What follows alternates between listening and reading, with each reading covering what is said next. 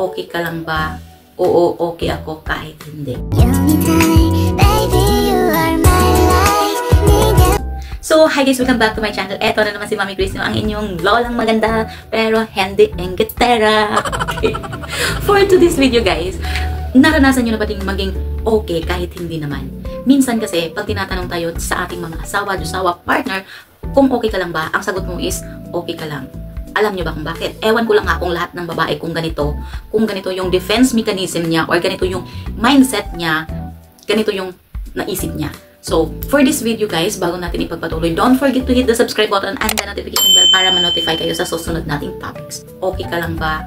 Oo, okay ako kahit hindi. Alam nyo ba bakit?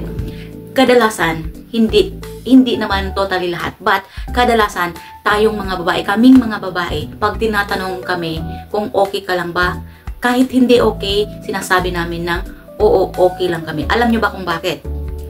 Ayaw namin ng in the first place is naisip namin at yun yung alam namin na hindi mo naman ako maiintindihan.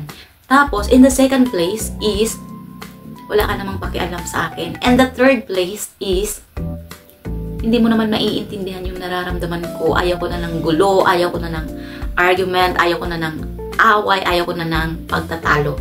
Kaya minsan tayong mga babae, kahit hindi tayo okay pag tinatanong tayo, okay ka lang ba? Sagot natin, oo naman, okay lang. But deep inside, ang lalim na pala ng ating kinikimkim, tapos yung utak natin is lumilipad na dahil sa lalim din ang iniisip kung ano-ano, kung saan-saan ano mapupunta kasi ang dami mong iniisip. Kahit hindi ka okay, sasabihin mo na lang sa partner mo or sa asawa mo, sa jowa mo na okay ka lang kahit hindi naman okay. Bakit? Kasi gusto natin na maging okay tayo na hindi naman, nasa isip kasi natin na hindi din niya maiintindihan, hindi din niya mauunawaan at the same time, ayaw mo nang magtalo pa kayo.